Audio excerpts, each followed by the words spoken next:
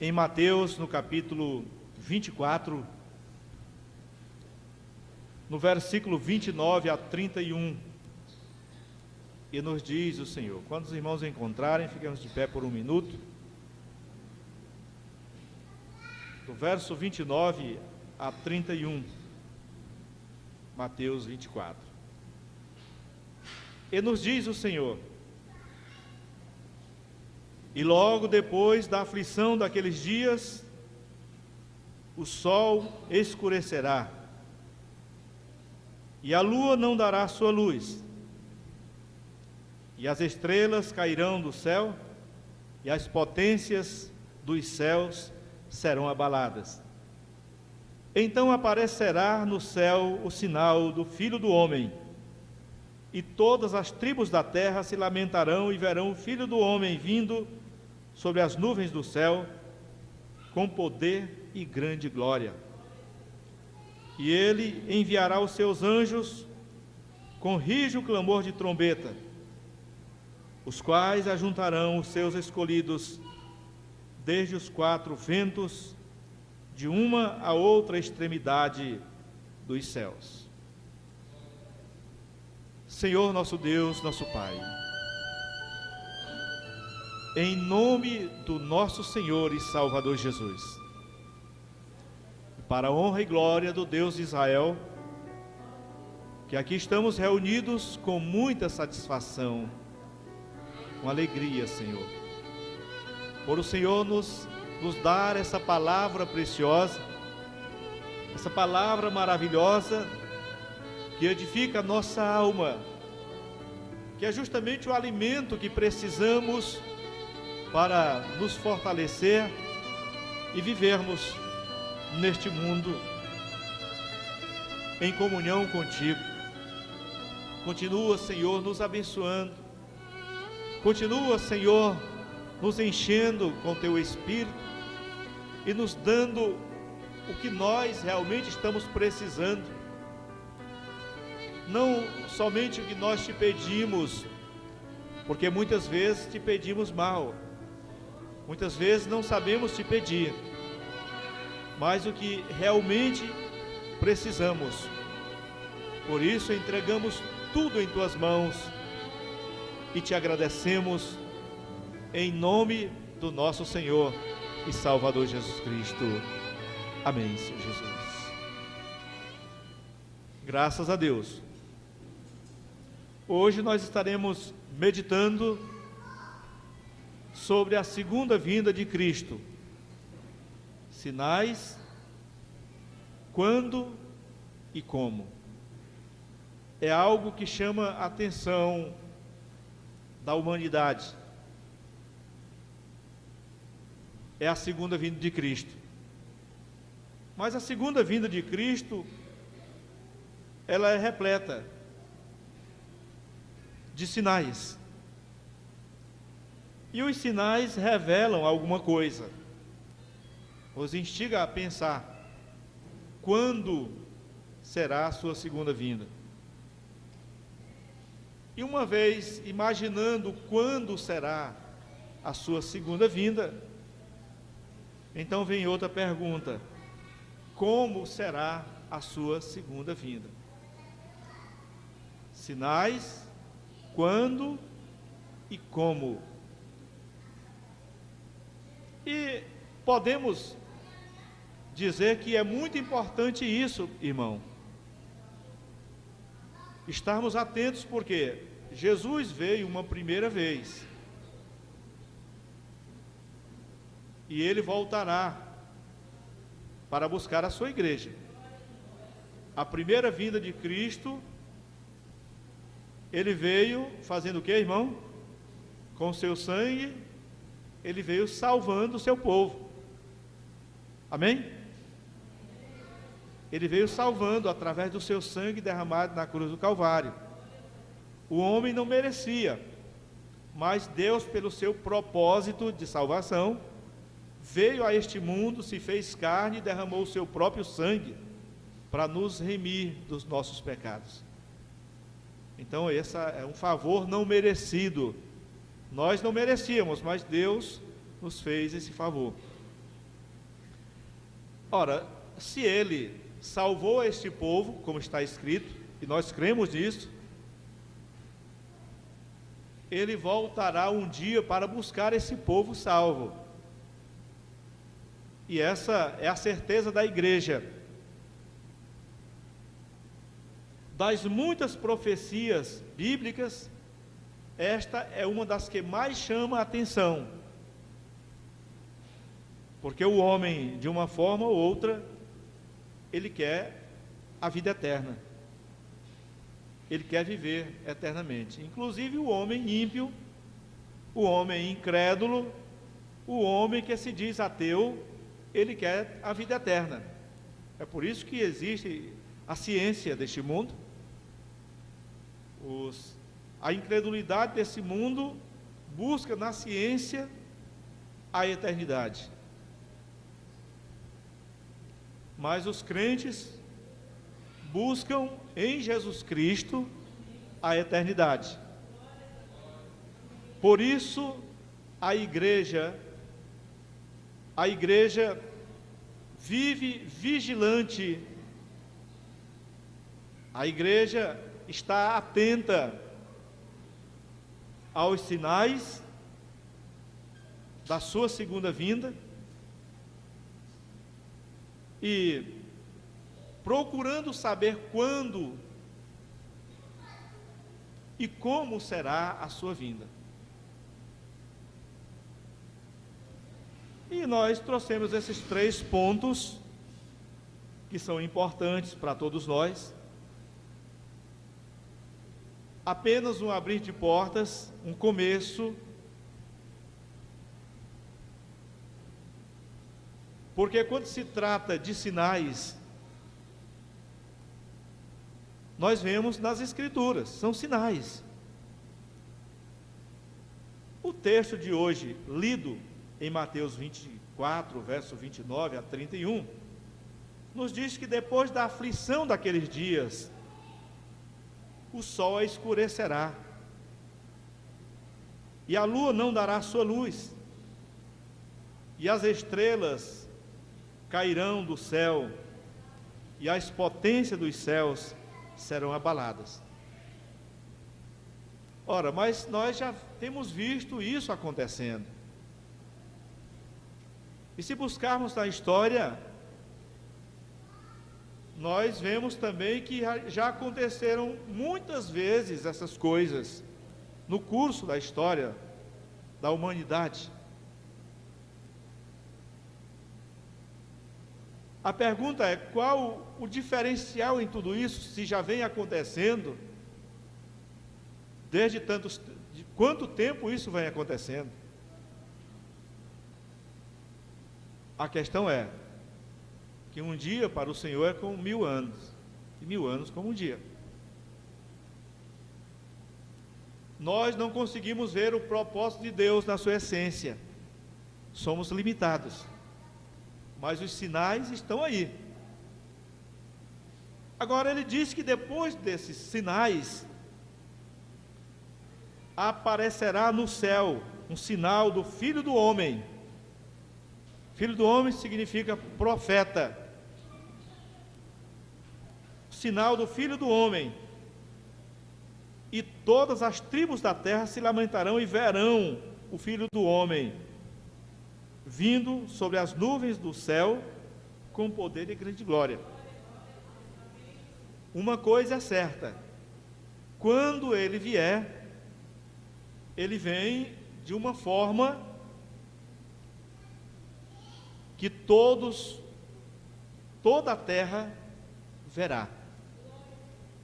Então toda a terra já vê os sinais, já contempla os sinais.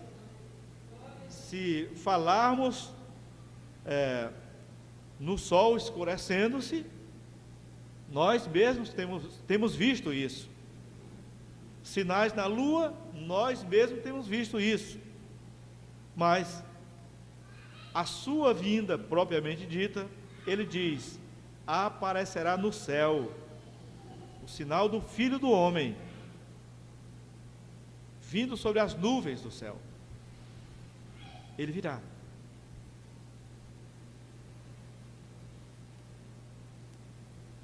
ele diz que todas as tribos da terra se lamentarão. Por que será que as tribos da terra se lamentarão na sua vinda, ao invés de se alegrar na sua vinda, na sua segunda vinda? Porque a igreja se alegra com a vinda de Cristo. A igreja espera ansiosa pela vinda de Cristo. Mas as tribos da terra, ele está falando dos homens incrédulos deste mundo, que não quiseram saber da palavra, diz que as tribos da terra se lamentarão com a sua vinda. Agora veja o que ele fará na sua segunda vinda. Ele enviará os seus anjos com rijo clamor de trombeta, os quais ajuntarão os seus escolhidos, desde os quatro ventos, de uma outra extremidade dos céus. Essa é a esperança da igreja.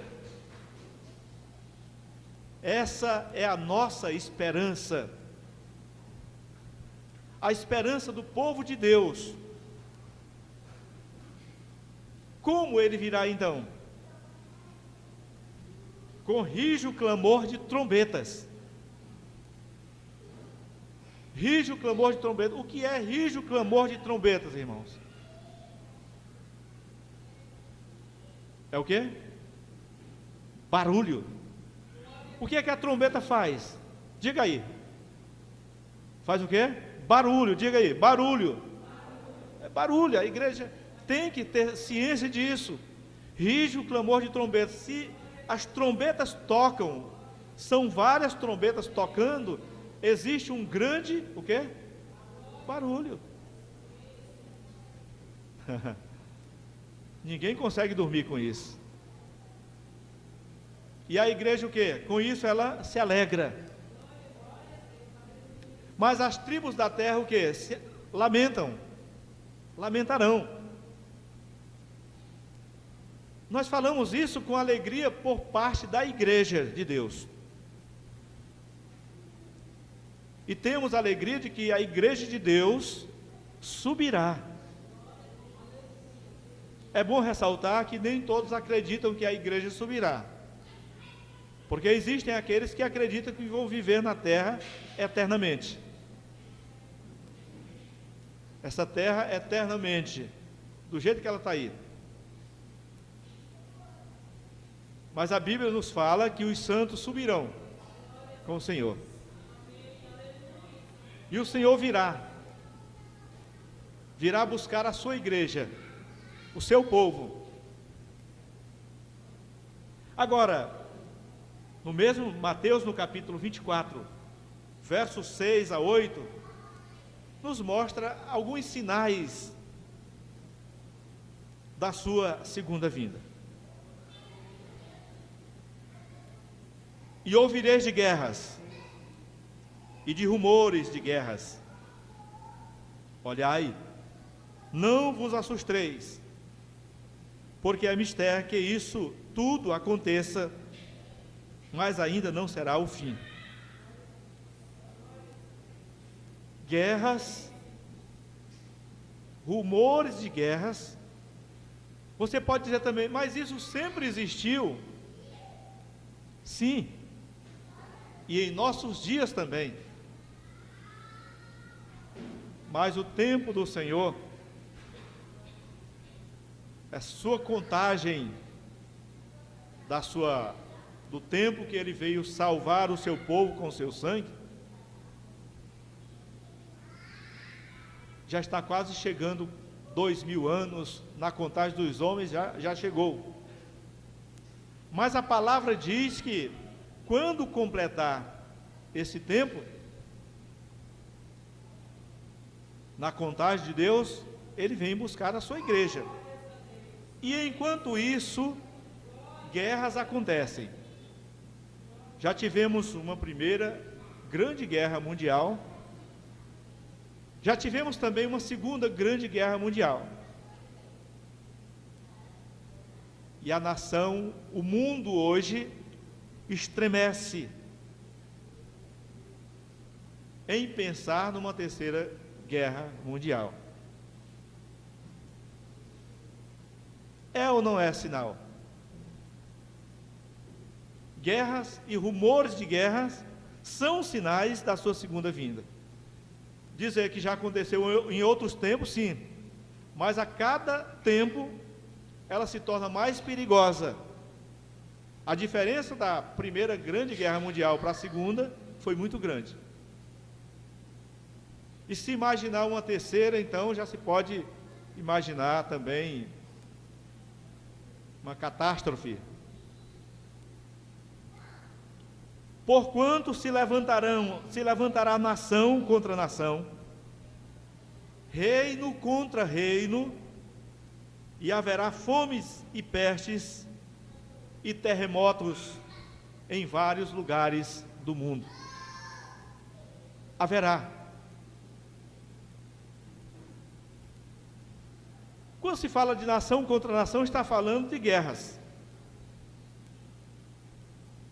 Os rumores nós vemos hoje em dia até em nossa pátria. Agora, fomes em vários lugares do mundo, pessoas sendo manipuladas, sem condição de trabalhar, às vezes tendo condições físicas de trabalhar, mas não tem trabalho, os governos falindo e fazendo com que a sua pátria passe por grandes necessidades, não produzindo alimento, não tendo saúde, não tendo água para beber, e rejeitando ajuda estrangeira. E o povo sofrendo, passando necessidade. Agora, isso em vários lugares do mundo. E com isso tudo vem muitas enfermidades, muitas pestes, outras coisas que acontecem, terremotos em vários lugares. Até no Brasil já houve terremotos. Mas todas essas coisas são o princípio das dores. Tudo isso acontece, mas ainda não é o fim.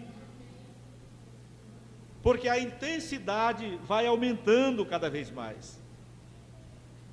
Continuando, em Mateus 24, verso 9 a 12, diz: então vos hão de entregar para serdes atormentados, e matar-vos-ão, e sereis odiados de todos, ou de todas as gentes, por causa do meu nome. Agora está falando para a igreja. Veja bem, vos hão de entregar para serdes atormentados, por causa da palavra. E nós temos visto como os crentes são rejeitados. Os verdadeiros são chamados de tolos. Aqueles que guardam os mandamentos do Senhor são criticados.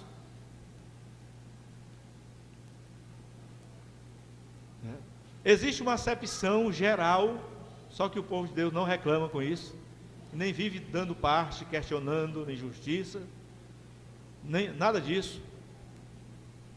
Porque ele conhece o que está escrito na Bíblia Sagrada, a rejeição.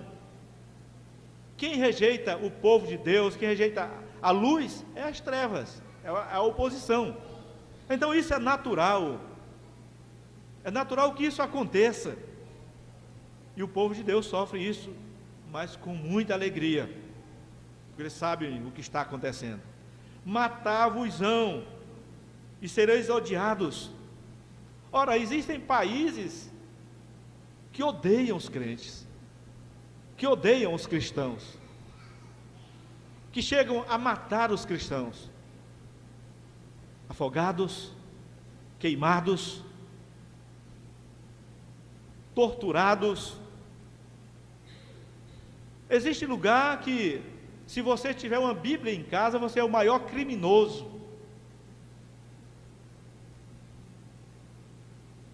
Se você tiver uma Bíblia guardada no porta-mala do seu carro, você é preso e julgado, condenado à morte, por causa desse livro aqui. Isso acontece.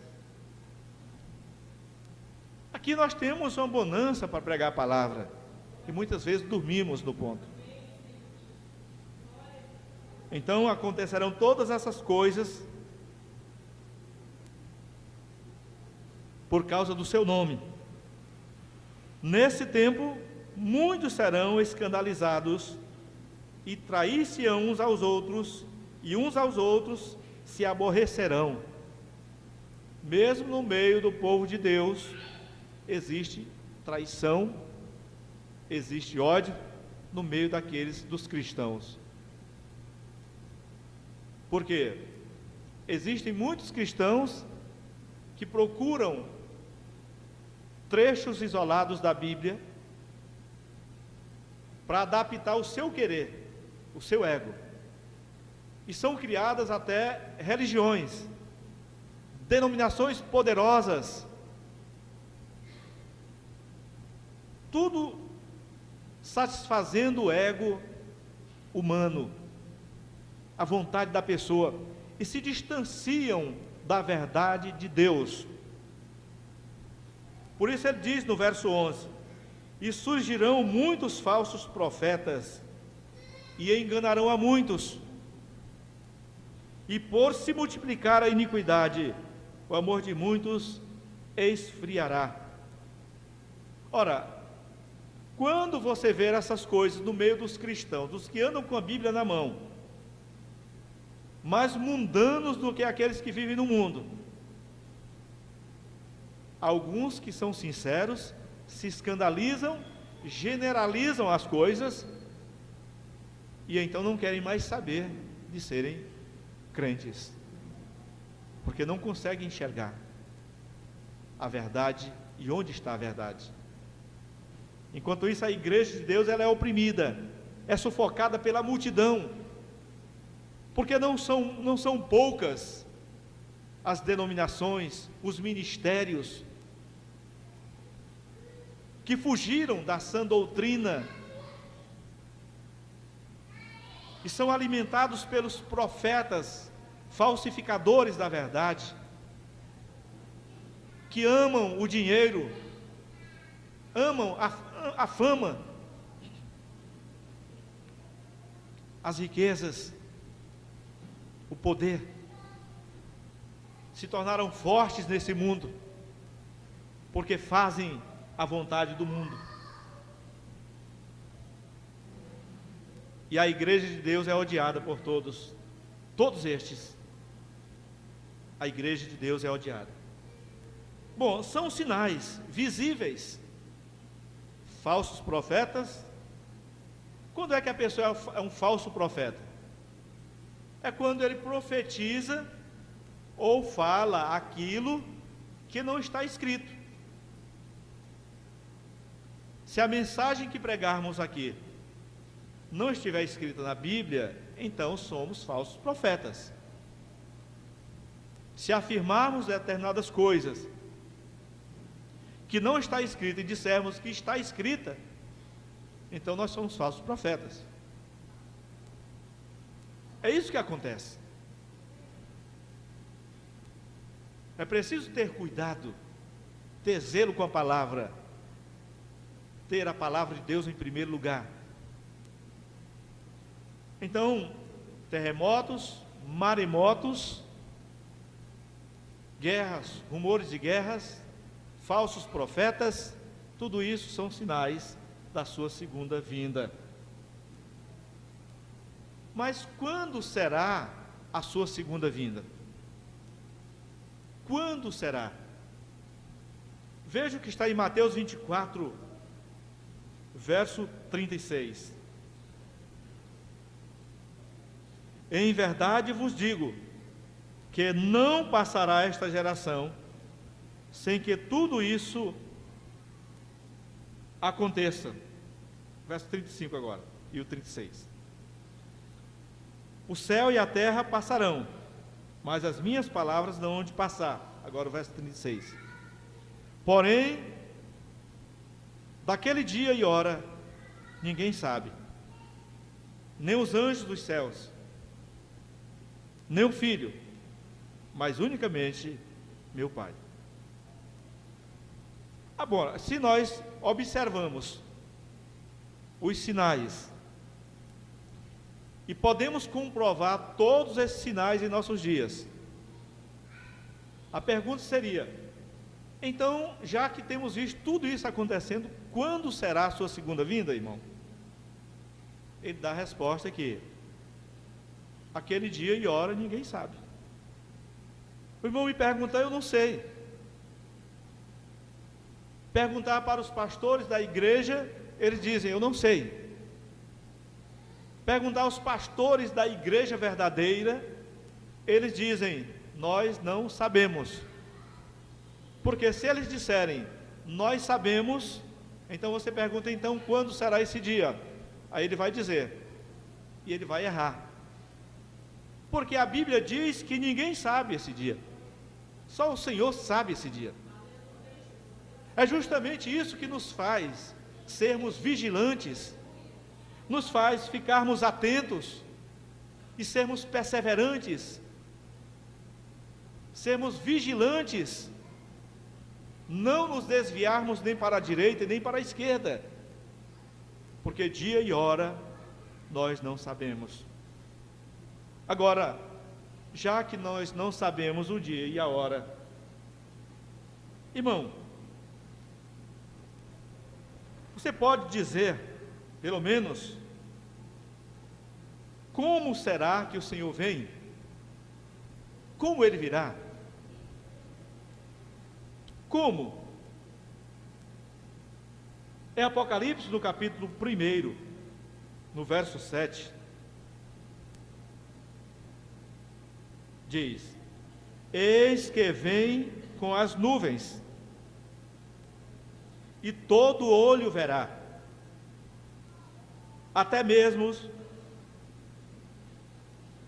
os mesmos que o transpassaram, e todas as tribos da terra se lamentarão sobre ele, sim, amém. Então essa palavra é muito clara. Como o Senhor virá, irmão? Você diz, nas nuvens. Ninguém vai ter dúvida sobre isso. A terra inteira saberá que ele veio. Diz que todo olho verá, até mesmo aqueles o que o transpassaram. Quem foi que transpassou Jesus? Vocês estão sabendo, estão lembrando quem foi? Quem foi que matou Jesus? Vamos por parte. Talvez você diga assim, quem transpassou Jesus foram os judeus, né? Mas na verdade a voz era deles. Foram os judeus que disseram, crucificam os da sua casa. Mas os soldados romanos foram eles que pregaram Jesus e furaram do seu lado. Mas isso não isenta os judeus. E o Senhor diz que até mesmo os que o traspassaram verão. Porque assim como a salvação veio primeiramente para eles, o Senhor nos mostra que toda dúvida deles serão tiradas também. Porque até hoje eles não conseguem enxergar Jesus como o Salvador. A mente deles foram vedadas. Eles não conseguem enxergar isso. Não conseguem. E até hoje eles não se tornaram cristãos. Mas haverá um dia, quando o Senhor aparecer nas nuvens, eles já esperavam o Messias, desde a antiguidade. Só que quando ele veio, eles não entenderam, não compreenderam. veio para o que era seu e os seus não o receberam. Mas quando ele vier, eles entenderão, até mesmo aqueles que o traspassaram, e todas as tribos da terra se lamentarão sobre ele. Lamento é choro, é tristeza, porque quem não deu ouvido à pregação, irmão, quem não atentou e não se converteu, souber que não tem mais tempo, não há mais oportunidade para se converter, isso é muito triste. Você já imaginou Jesus voltando agora e pregamos tanto tempo a sua vinda, e ele vem visivelmente, todos vendo, e leva a sua igreja, e nós ficamos. Já imaginou que lamento, que choro, que pranto? Então ele diz isso com as tribos da terra, mas a igreja de Deus, ela estará alegre, cantando louvores, porque ela está atenta, esperando ao Senhor. Aleluias.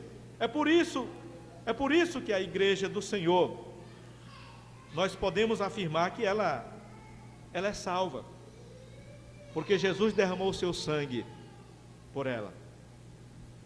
Em 1 Tessalonicenses, no capítulo 4, verso 16 e 17, o Senhor nos mostra aqui como, nos diz assim: porque o mesmo Senhor descerá do céu com alarido.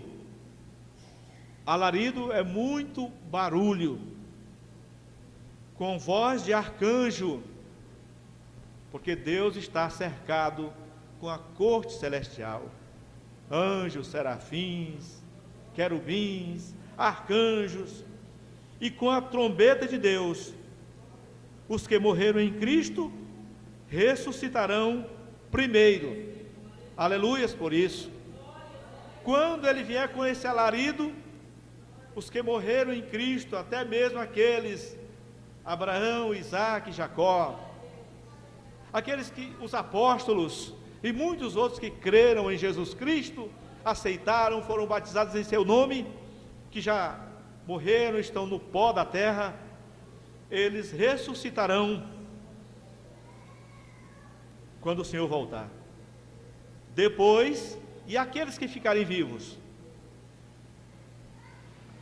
se Jesus voltasse agora, aqueles lá ressuscitariam, e nós que estamos vivos, depois nós, os que ficarmos vivos, seremos arrebatados juntamente com ele nas nuvens, a encontrar o Senhor nos ares, e assim estaremos sempre com o Senhor.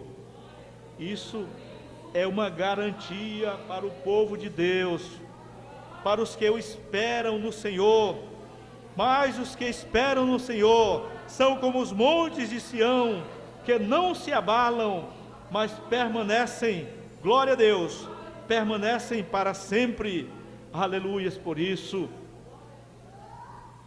Agora, nós sabemos que no céu não entra pecado, não entra nada que seja corruptível,